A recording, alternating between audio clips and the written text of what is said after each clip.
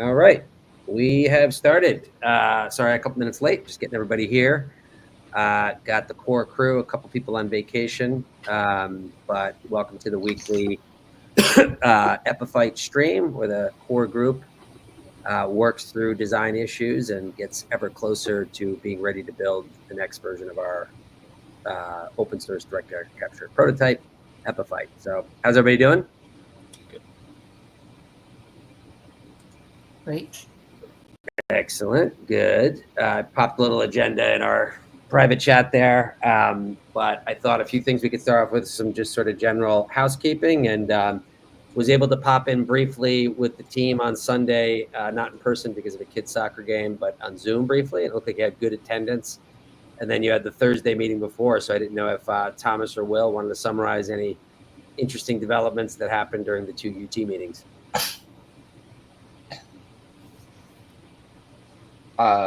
We had another great turnout. We this time was pretty focused on getting people who weren't yet signed up for the Epiphyte, not the Epiphyte, the GitHub. We also started working on breaking down the subteams more and starting to get them launched more in that direction and getting used to the groove of like how most of the meetings are supposed to go, which is like pretty short announcements from us before launching into kind of sub-team work. And yeah, nothing too much besides that. Cool. How's the GitHub sign up and general comprehension going? When you had your meeting on Thursday and Sunday with CS people, they're probably really familiar with it, I would imagine. Yes, the CS people are, but there's quite a few who aren't. We might use some like video tutorials and things like that. Either we could appreciate that if it's specific to the system, if someone can make that, or we can just use online ones we can find. Either are fine. But all right, yeah, we can schedule something ad hoc. I'll be available into November, I think, for this kind of stuff. And Christina is always available. Christina has added everyone. Thomas, can you check with the team to see if they all have access? I will, yes. If not, then we have to amend their names or something. I will go over look at that on Thursday for sure. All right, cool. I added a little issue, my first one, Ling, just moments ago to the GitHub, just about, I couldn't find on the projects thing if there's like work stream or any kind of labeling system where when you have a task, if you could label it like mechanicals or chemistry or general management. Wasn't able to find that, but that just might be because I'm unfamiliar with it. But you can label it in issues. You cannot label it in the Kanban. I also think you can put tags on it, can't you? Which can assert labels. That's what I mean. Yeah, that's the thing. Yeah. Okay. So you want to add the tags for while you're making the issue, or go to the list of issues and add the tags there. Okay. Very cool. All right. So I will do that going forward. Okay. So just some other stuff. And if anybody else has any other items, but just agenda-wise, Will has done some interesting research this week on testing the sorbent. He'll tell us all about that.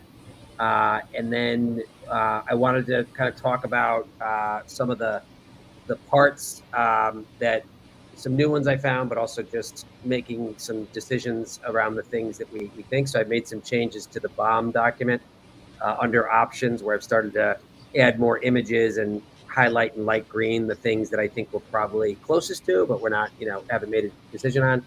And then I wanted to just ask some questions about the whole one fan, two fan thing. I did a little bit of research, and I kept thinking about what Ling said last week about simplicity, and I agree with that. And so wanted to kind of share some thoughts.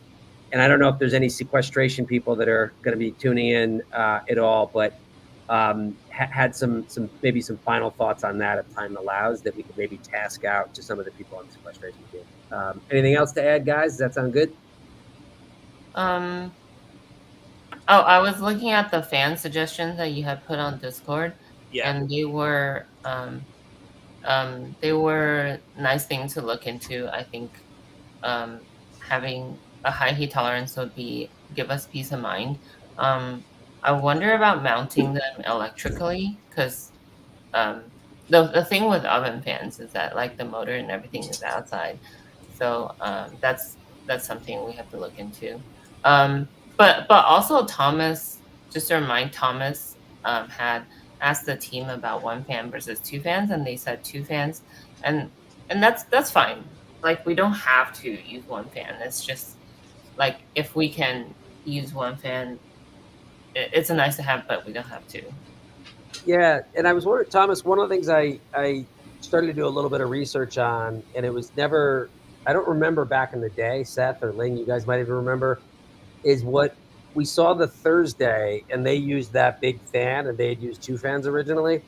But I wonder if we ever got an answer to the question about, is that overkill? Like, how much of a air movement do you need? And, I looked up a couple things, and it seems like we could possibly be going overkill. So that was the only thing that was bringing me back to the question of one fan, two fan. That could we do enough with the one weaker fan to do the trick? That was the only kind of question I had and cut costs. So AG3 and X. So anyway, yeah, it's a good question because we have a monolith now instead of like this tightly packed thing. Exactly. Yep. Exactly. So let's talk about that towards the end. But unless anybody has anything else to say, I wanted to turn over the floor to Will, who can kind of report back on some of his mad scientist doings this week with the sorbet. And also an update on that is me and Will and Ling are in touch with that one monolith producer who is giving us a quote. We asked about the corundum monolith, which Will was most interested in because it's mostly alumina.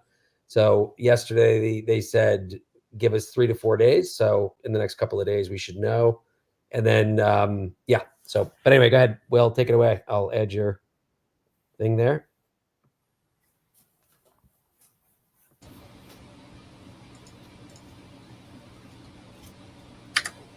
Okay, sorry, just give me one sec. I'm trying to get the presenter view on this. Okay, can you guys see my slide? Okay. Yep. Yes. All right. So what I shared with last week with the DAC team at the Net Club meeting was that I wanted to do an experiment with a mini monolith, just so we could test out how wash coating onto PEI could look like before we actually get the monoliths, because it might take some time for them to get here. So what my idea originally was was to just use these little aluminum blocks that I had in the lab. So what this came from was just pieces of aluminum that we have, and we had our glass shop essentially just cut out these two little squares, pretty small sizes. They each weigh about like 1.2 grams. And the idea was that I would designate one of them to be mini monolith 1 and mini monolith 2. And we wanted to do wash coating at 50% weight and 100% weight. So that was the original plan. And I was going off of the procedure that was found in one of these papers that we had. So it was based off of this paper here. And it was the same thing I'd shown all the way previously, where it was like taking the PEI, dissolve it in methanol, and then they use powder in the paper. So of course we're using like an actual solid monolith instead of just a free-flowing powder. And you essentially just dissolve the powder into the PEI solution. And that's where all the grafting happens. That's where the PEI attaches itself onto it. And then you dry it, and then you'll have an increase in mass. And that increase in mass is attributed to the PEI now being onto the alumina surface. So my attempt was to do something very similar with these little alumina blocks. And the idea was essentially have this one I think was 50%, and then this one was 100%. So basically have 0.6 grams of PEI dissolved in methanol, and then submerge this one, and then have 1.2 grams of PEI dissolved in methanol and submerge this second one. And unfortunately, it didn't work out. So I have a couple of theories as to why it might not have worked out. But basically what happened was I dissolved these samples, so this was 1 and 2 here, into methanol, and I washed them first, so dried them off, cleaned the surface. I didn't do anything to like polish the surface or take off any impurities.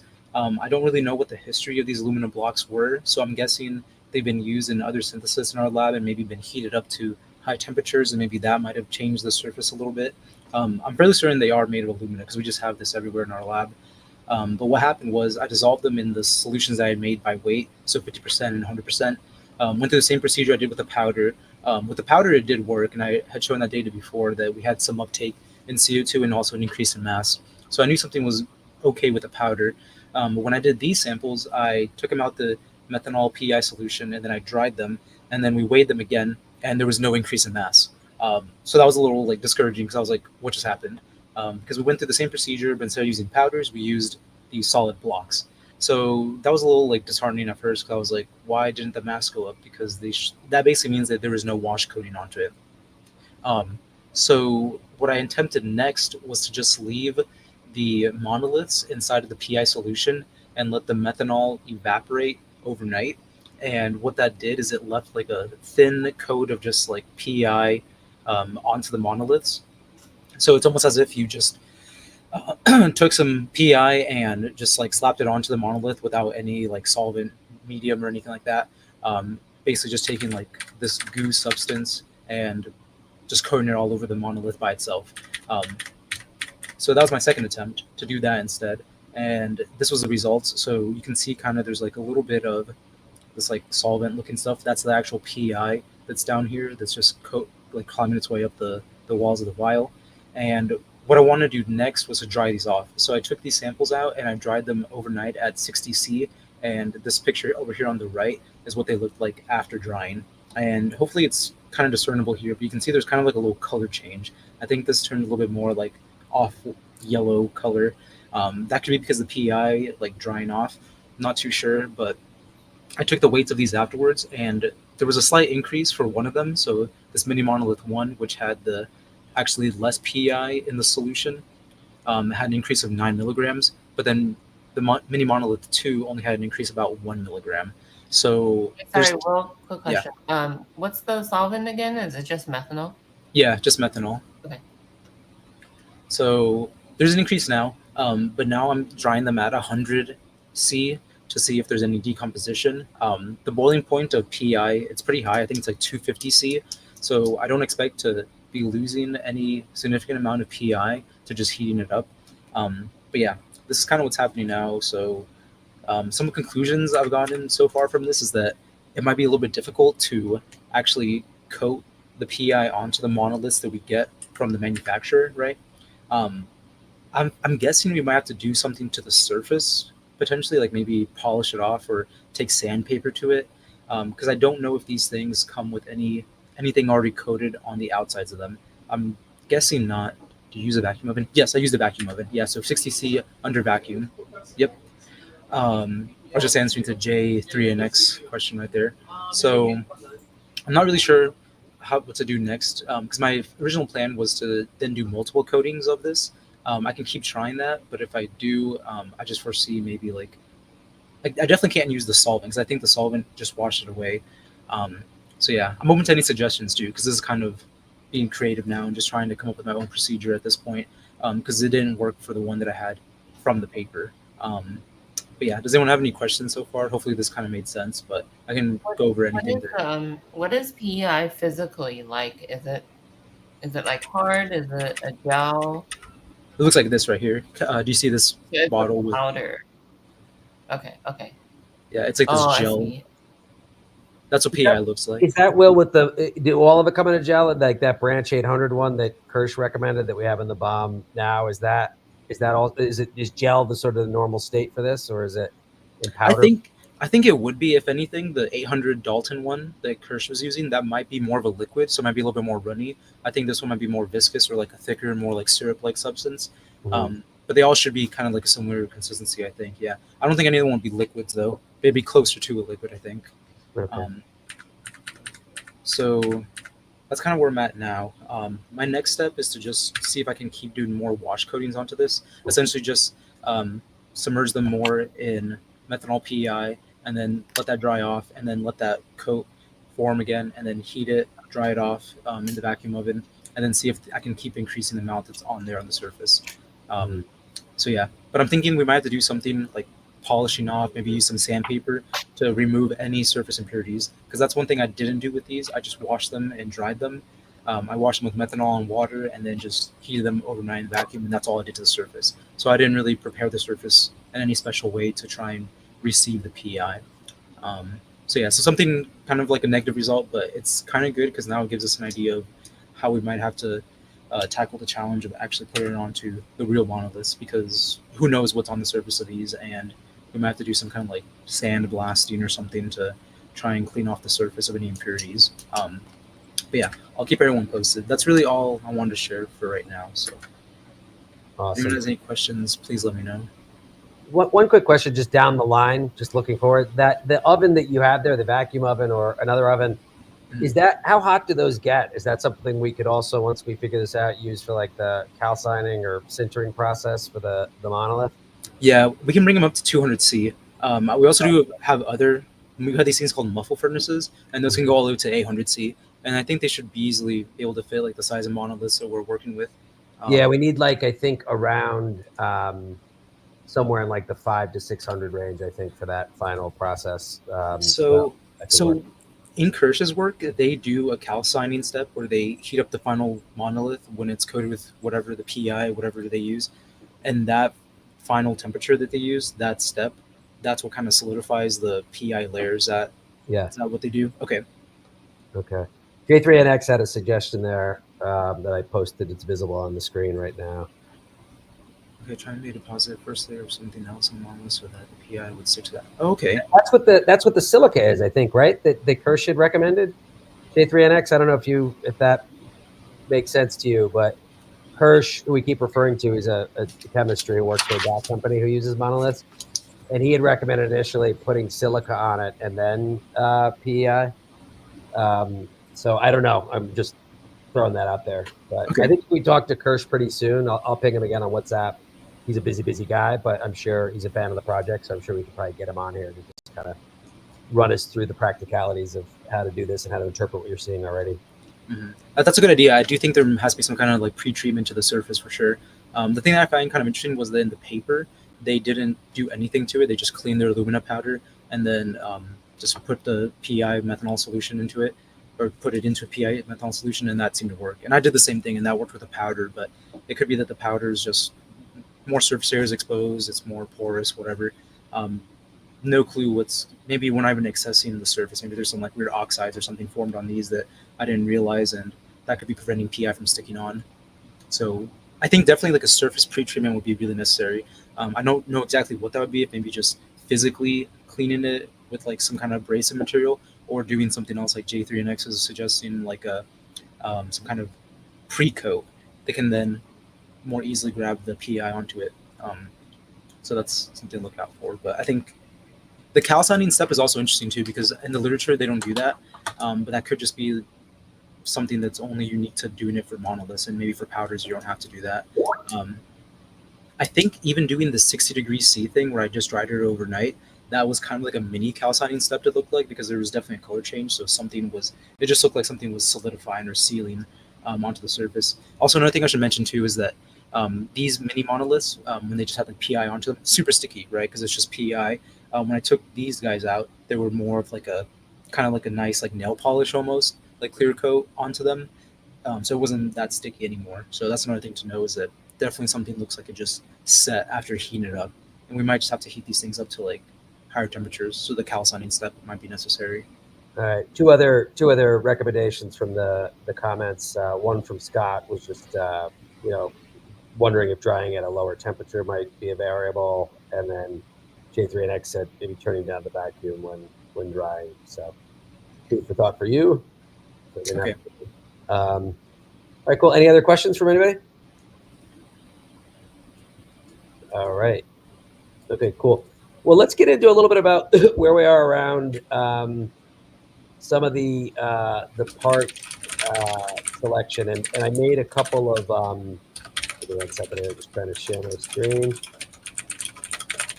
All right. So I reorganized this document a little bit here, where I can't remember what I called it before, but I just call it options. And this was the place where we were throwing down with links different possibilities we were considering for the main components, right? And I went ahead and, again, this is not us making a determination on it, but based on the design we're thinking of, I highlighted green what the one that might be most likely right now. That could totally change. And so that's kind of like a think about type of stage. And then this is what we're going to transfer things over to, this is basically a version of what we had used last time for our bomb, and this helps us order. So this is more complicated, the pricing, all that stuff in here. And so some of the things here are left over from last time. I've asked David to tell me what things we could delete that were specific to the last design, particularly a lot of these electronics parts. I assume you probably have an oscilloscope, right? Will, at the lab? An oscilloscope. Is that something that makes like sine functions or whatever through like electronics, or an electronic signal that's a sine function? Yeah, that's exactly what it is. Okay. Maybe. Why do we need that? Oh, is this for the? Okay. I can't remember. Seth or Ling might know what we use that for. It might be really a David question, but Yeah, it's more David's wheelhouse. You can maybe like ask around on campus to see who has one. They're pretty expensive, so like at least a few thousand.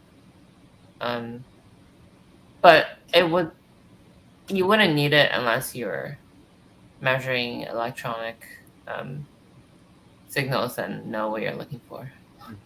Yeah, it's going to be useful when we're debugging sensor output, when we're debugging some of the control loop in the software. But there will be tons of them around campus that you can borrow. yeah, You don't have one. okay. And with Computer Go ahead. engineering department, electrical engineering department will all have just stacks of them. Okay, you're cutting out a tiny bit, unless anybody else can hear him. Seth is cutting out for me a bit also. Okay, well, let's do this. If you want to type it in, Seth. I did want to, J3NX just asked about it, and I was going to bring it up next, was also with the sensors. So we had the new sensors that we have, which are listed in that document up here. But Thomas, I think it was Thomas, or it might have been Charles, you guys also mentioned that you did have one of the older sensors that were lying around. And I don't know if we need that, but we have one sensor that we upgraded, right, Seth? If Seth can hear, we upgraded the one because of the turbulence part, but the other sensor, the conventional sensor, might work if we put the sensor in like where the CO2 comes out with a vacuum into like some chamber or container where the CO2 will be, where it won't be turbulent. But I don't know. Did you have any questions about that, Thomas, or sort of thoughts? I wish Seth what we were planning generally, especially if the goal is, open source Epiphyte, is probably like using those. If you didn't want them as part of like the main build, just using those on like the intake and maybe outtake to kind of be able to test because they don't just test CO2, they also do like temperature and humidity and stuff like that, those sensors. So it might be useful to just have that information involved in the build. Maybe not in I think they would not work inside the machine. I think those better sensors would work great. But in terms of just like the general space exiting and entering the machine as a whole, I think they'd be still useful for. Okay, well, we'll think it through. Well, we have both. If I had come this Sunday, again, soccer season's tough for me, but my hope is to come this Sunday, if you guys are getting together, and just bring over all the stuff I have so you can just look at it. I've got the sensors. I do have those two other sorbents that I mentioned that I'll just give you guys just in case we should be. Yeah, we should be getting together. Okay, cool. So I'll let you know. It's still a little up in the air. Yeah, so Seth did point out that the CO2 sensors that we have for the new one do come with temp and humidity as well. It's just like same company, just an upgraded version that the supplier that's recommended for this application. Gotcha. All right, cool. All right. So I did want to maybe, Ling, we could, the thing that keeps bedeviling us is this, like, how do we do that one fan, whether it's two fans or not, but the one that can be high heat. So I did want to just show some images that we could maybe talk through. And the big question I had was, one that I don't remember we thought about, like, are we doing overkill on that one fan? Because what's really dictating the one fan, two fan thing is that would a little fan that we want to use for desorption be sufficient to also work to move enough air for adsorption? And I did find this kind of fan here, which is listed in the BOM, which is specifically for very high temperatures. It's up to 150 degrees C. Ling, you just brought us something I didn't really think about. Is that like at the entrance, assuming that the body of it would not be exposed to that much heat? I think that's what you were kind of saying, right? I'm saying the electronic hookup has to be protected somehow, because so I'm assuming that this whole assembly is going to be heat resistant, but it doesn't really say anything about how it's mounted electronically. So usually we assume there will be some wires, and wires, I don't know how the jackets of the wires would stand at 150 C. It seems kind of high. Yeah, that's what I'm worried about. A comment on the fan speed, without actually being with Thursday and feeling for like the airflow on one side with my face or my hands. I don't really know. I don't really have a good gauge on why we need.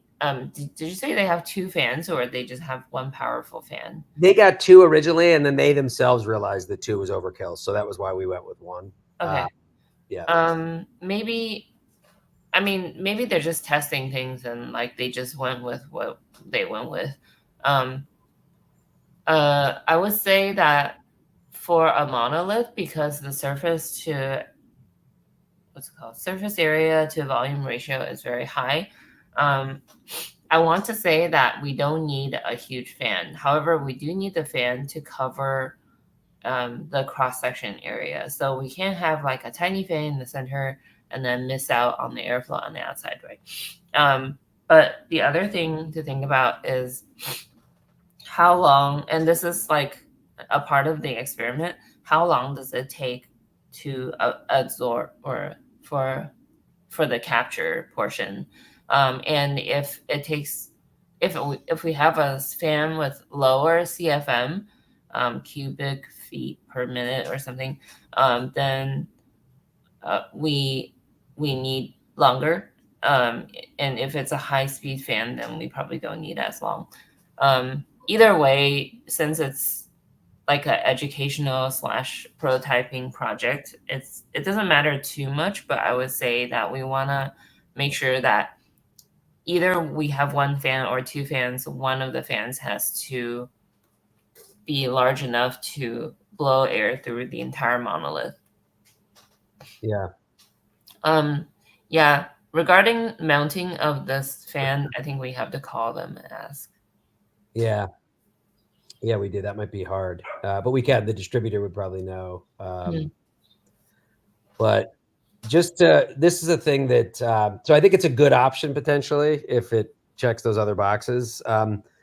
But one of the things that Thomas asked for last week was kind of like a diagram. And again, because some of these things are in flux where we haven't made a total decision yet. But I did want to just kind of try to show you some options for that, and then broach the issue of whether we go with a one fan or two fan. But this is kind of like Thomas, what we were thinking about. We still, we keep not avoiding, but just not getting to whether or not we're going to go with this heater. It has good temperature, and it's small, and it could fit within. It can be as small as 6 inches and as big as 12 inches.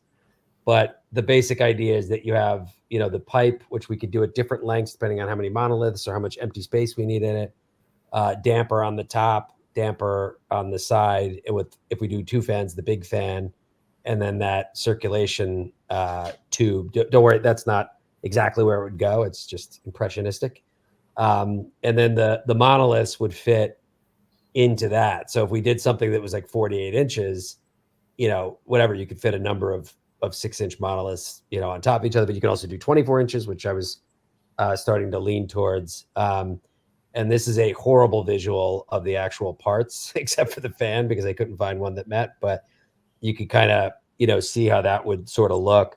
Ling, did you have any comments on that? I think we kind of converged on this general idea is at least a two fan option, and then I could maybe show another image real quick of what one Um, might look like. I drew another picture. If you don't mind, I'll send it to you. Yeah, send it to me and I'll upload it. I'll send it to you on Discord. All right, right now. But, I am not sure if we require the split, the T at the bottom, unless we also decide to do vacuum. Well, even if we decide to do a vacuum, yeah, I think if we decide to do a vacuum, it'd be nice to have the split. But we don't. I don't know if we really need the split. Okay, let me see. Why would we need the split for the vacuum? Because that kind of hole is not the kind of thing you'd put a vacuum tube in. I was assuming we would probably drill it into the side and seal it, the entrance for that. But Either way. okay, that's because that's an expensive part. That for that T, it's so simple, but it's like close to $200.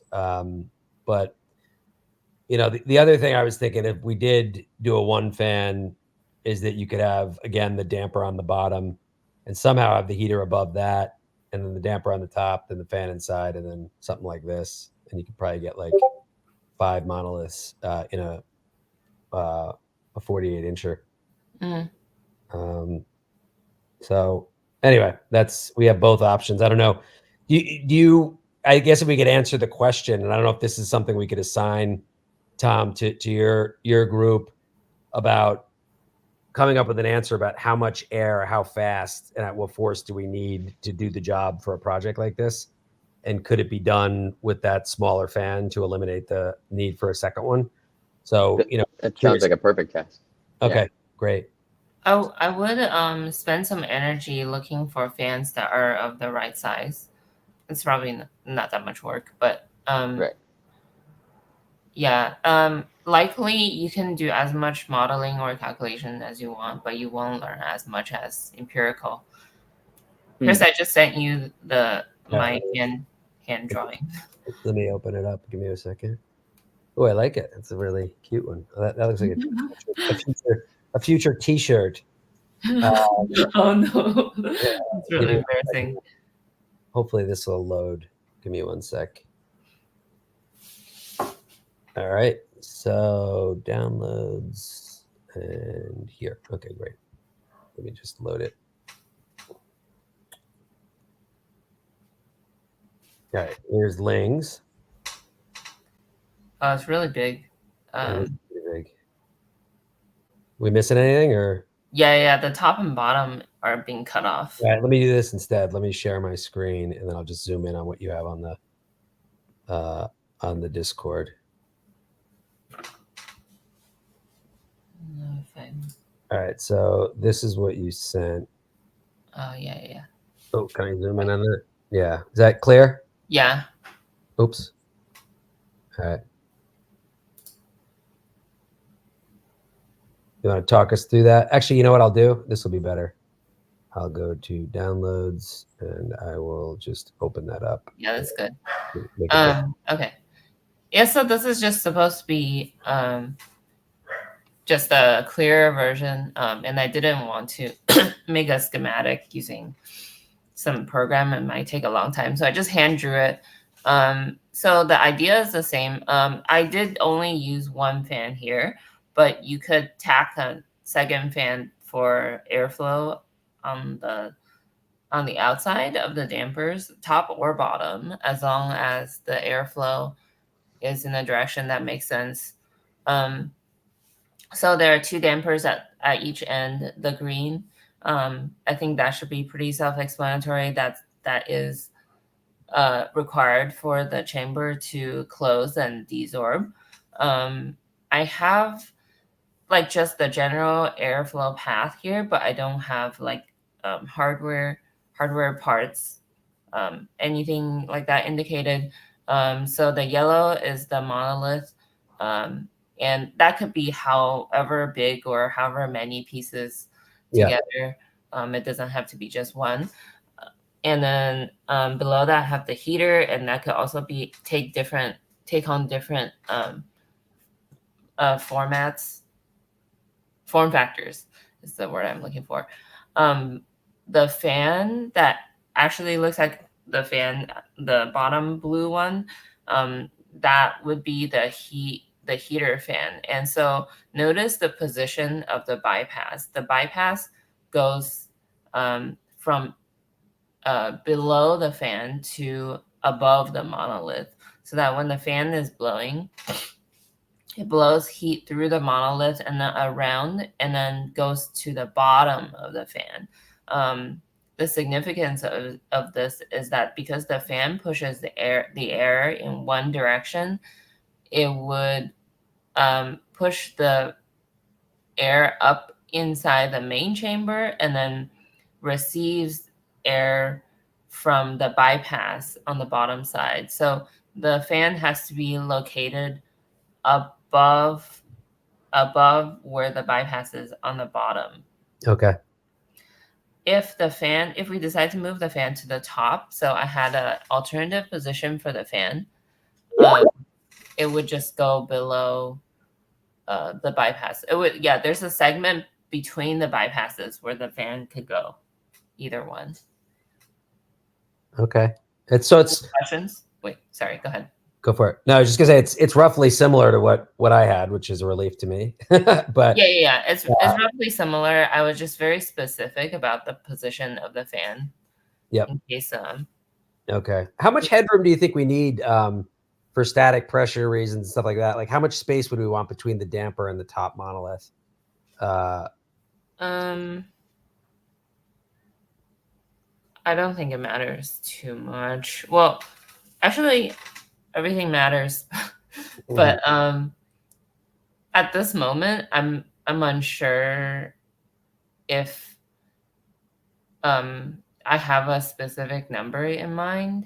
I would just say not too far, not too close. That may be something we notice and something we don't, or something we don't. Okay. We can play. The good thing is if we do multiple monoliths and we feel like there's something, we can experiment by taking one out and having less in and therefore more empty space. Right, yeah. We could play around with that. So I also thought of a hiccup. Mounting the monoliths might be annoying because it's vertical and you can't just put them in there. We have to actually mount them. yeah, we have some questions for a few things, but I wonder if there's something we can insert in there. Yeah, so we may like put some screws in on the side and then sit the monoliths on top.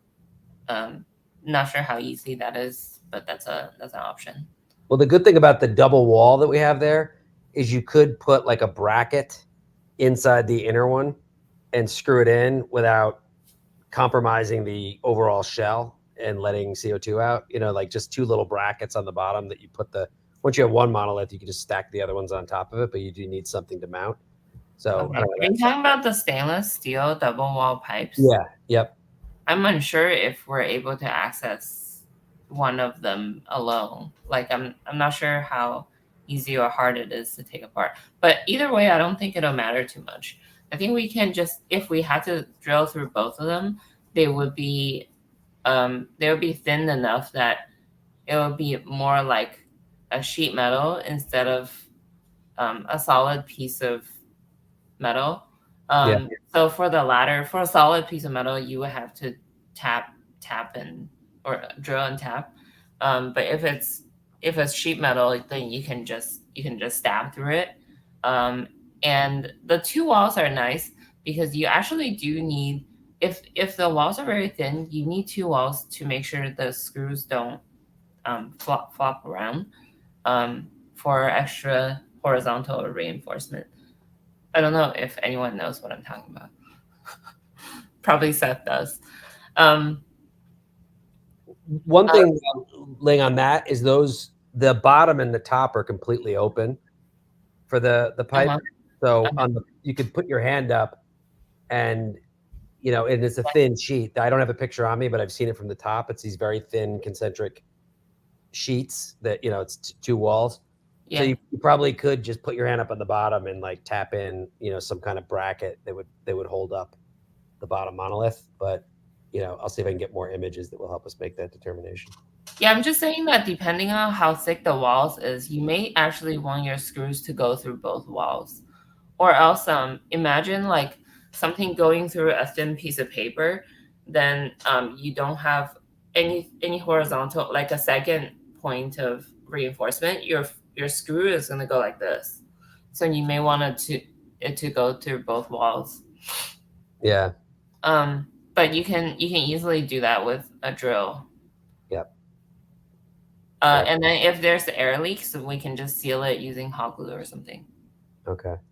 So Thomas and Chaz and Will, there's a number of questions that we have that are the sort of gates keeping us from making certain decisions on things. So now this is a great opportunity to add figuring those out as separate tasks, where in the task on the project, we can also, if there's a relevant image or product links or stuff like that. So this is one of them. And let me know if you disagree that if we're able to do some sort of calculation, find out what the airspeed is of that smaller fan, and if it seems like it'll be adequate for our purposes, or at least the trade-off is acceptable, it might be a little bit slower, but it means we're moving a part in another opening, then my inclination would probably to go with the one fan, if you guys agree, unless there's some other reason to do that. But I think now is the time where we could start adding those specific problems that we have to solve as like a task, like figure this out, highly defined. And we could put those up there that'd be sort of jump ball, that if people on your team want to say, all right, we're going to start to explore that, and they can work on it and then report back on it, both on the Discord, the GitHub, and then during these meetings. Does that sound like a good way to sort of proceed? Because I think there's a lot of those actually. Yeah, that sounds good to me. Okay, cool. I think we can get through going through that. That will be one of them. Okay. All right. Go ahead, Lee. If we don't have more action items, do we have more action items? If not, I would like to articulate what might be the requirements of fans. Yeah, go for it. I had one last thing in the last minute to show that's more just to kind of put some food for thought in the sequestration team's head, which we can also task out in terms of some research. But since we're on the topic of fans, go for it. Okay. So for the fans, we probably want to make sure that we find a fan with the right cross-section area. I think we're going with 8 inches in diameter. And it needs to, I guess it needs to fit inside. No, sorry. It needs to be outside of the chamber. So it doesn't need to fit like neatly inside an 8-inch diameter. Thomas, what do you think of, or like Thomas and Chaz, what do you guys think of me writing down these action items and then you guys approving them and then moving it to the issues list? Sure, sounds good. Yeah. It may get lost around the way, but it'll be good exercise. Sorry? I might get lost while doing it, but it'll be good. It'll be good for me to learn. No problem. We can just interact more. You can ask me questions. So look for a fan of the right size, and it should just like be the right size. It doesn't really necessarily have to have temperature. Actually, it doesn't need to have any temperature requirements because it's going to be mounted on the outside, and then on the inside, you guys can look as a like the team can do some exploratory Googling of fans that may fit inside the 8-inch diameter space, and that may need to have the temperature requirement. But I think the fan that Chris has, if we can make that fan work, then like just a fan on the outside is fine. Just 2 separate fans. So like if all else fails, that's the fallback. For the fan on the inside, we're gonna have to call that vendor and ask them about how it's hooked up electronically. So I'll make that an action item too, but I'll try to do it like today or tomorrow. And then if somehow I can't get a hold of them, it'll just be there as a task and someone else can take it up. Because what we're worried about is electronically hooking it up and then like the wires maybe can't handle the temperature or something like that. So we need to make sure that's not a problem. If that is a problem, I'm unsure. I'm unsure what to do at this moment because it's hard to find fans that are tolerant of 110 degrees. Right. I think honestly, our best in terms of directions of manufacturers, I was thinking about it, and a good manufacturer might be, depending on the size, kind of like the same people make computer fans and things like that, because a lot of times those get pretty hot. I know for like some heavy duty stuff, but yeah. Sorry, I didn't quite get that. Computer fans, I understand, can get that Oh. pretty hot a lot of the time. So Okay, can they handle up to 110 C? I'm not thought they 100% sure. 100. I Probably looked it not up, and standard ones. I couldn't find anything that got above 60 C among computer fans. Those are some of the first things I was looking at, actually. But maybe there is one out there that is. Also, in a worst case scenario, we could circumvent it by making the heat flow just a lot stronger and a lot farther from the heat point source, kind of thing. Uh-huh. It would be really inconvenient, but it's something we could do. So I'll have them all look into that, and then we can start moving in that direction. I mean, we can also look into oven fans. So, Yes. but it's more of a hassle due to the mechanical complexity. Anyway, okay. So I'll actually, what do you think of maybe like in this? I don't know if we have time to do that now, or maybe I'll just do it now. Maybe I'll just add the items now, and then if we don't have anything else going on, then I'll just do it live. Yeah, and I think what I'll do too, maybe Ling and I I've gotten the hang of how to put things in as items on that through on GitHub, and you can just give me one kind of final tutorial to make sure I'm doing it right. And then if I come on Sunday, guys, maybe I could just crack open my laptop and we could just kind of like look at it together. Might make sense. Yeah, okay, so here's the list. I think I need to make a new label for let's see.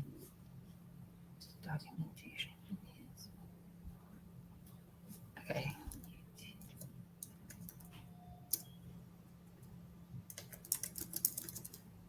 We can change this label later, but I'm just gonna save it as this for now. So want to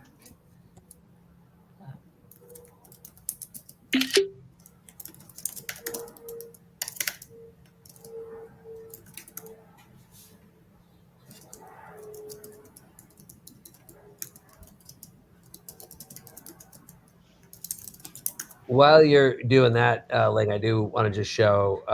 I added another link there in the comment. It's also in the bomb sheet. But this guy here. Wait 1 second. Let me just remove this. That's a crappy looking image of it. But this is another fan made by that same producer that has the motor inside of the thing. And I think it's just about 6 inches in diameter. So it's another same heat tolerance. It's like up. Yeah, it's on Discord, right? It's on Discord, and I also put it as an option on the options tab for the bomb, and I just dropped the link in the comment section as well. So anyway. Yeah, I think we should ask about both, but the concern with the electronic hookup is with both still. Yeah. Because we have to deliver electricity somehow. I wonder if you had it on the bottom though, Ling, and it's below the heater. That's how you have it in your thing, I think, right?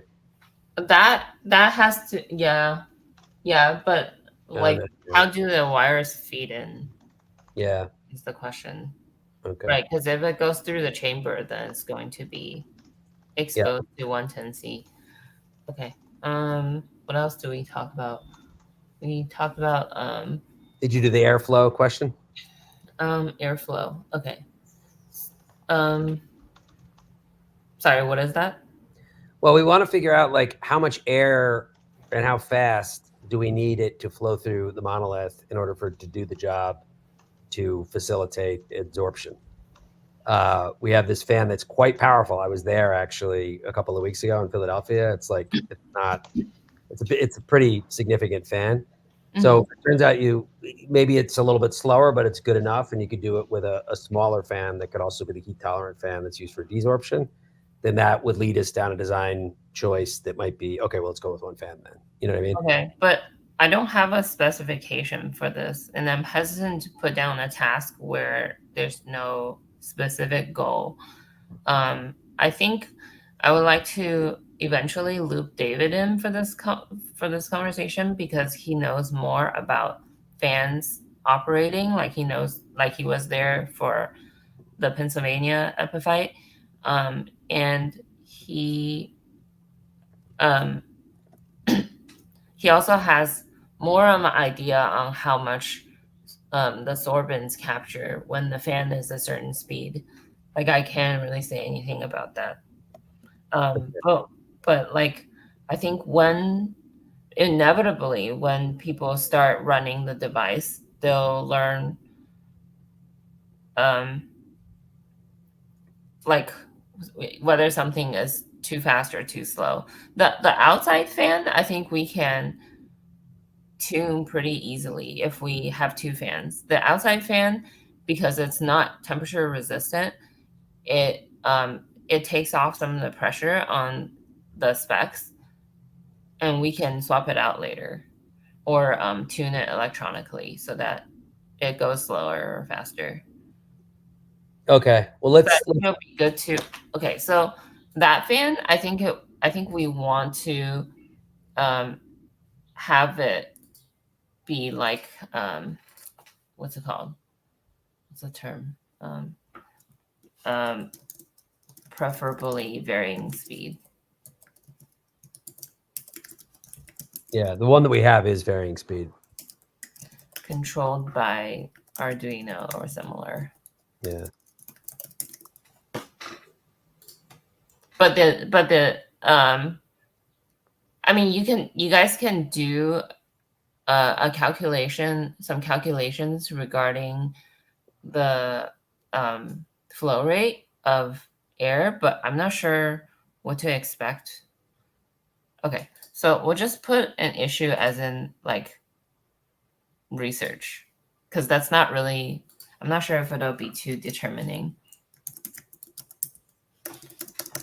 Okay. I know. I think Tommy and Chaz have to usually jump off a minute or so before this. Yeah, we're gonna have to get going pretty soon. Okay. So we'll fill these things out. We'll hopefully talk about it on Sunday, and if I can't make it in person, maybe I can zoom in for a longer time just to make sure people are sort of settled on this, because we obviously want to make this as functional as possible.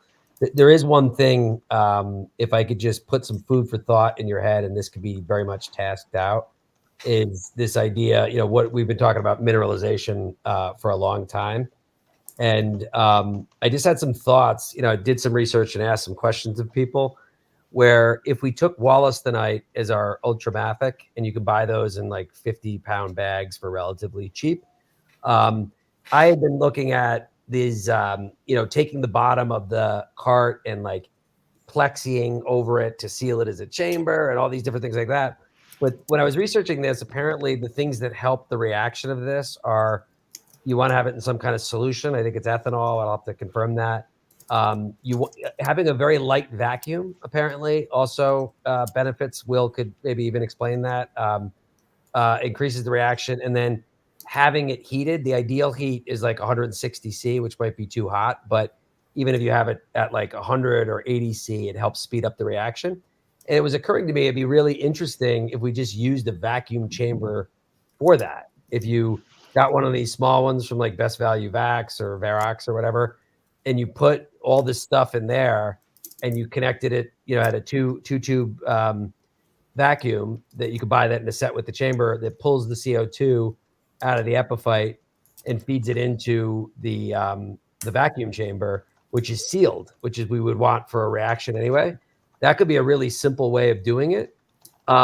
So there's a bunch of questions that we smart sciencey type of people and engineers could try to figure that out by doing some research about wollastonite and how that reaction works and stuff like that. But that could be like a really simple way of going ahead and mineralizing, is just doing it in an actual vacuum chamber. Sounds pretty good to me. All right, so we can talk about that, but that's something that the sequestration team could maybe, we could kind of again task out the research around that they could start to explore if you guys think that looks a good option. Yeah, it's definitely. Thank you for doing that. That's definitely a good direction. We can point them in. Start going. All right, cool. All right, I know you guys got to hop. Yes. All right. Thank you very much for your time. Okay, bye guys. Catch Bye-bye. you later. Bye. See ya. I'm gonna go ahead and turn off the stream. I gotta jump myself. Okay. Pick up my son. Later. Okay, bye.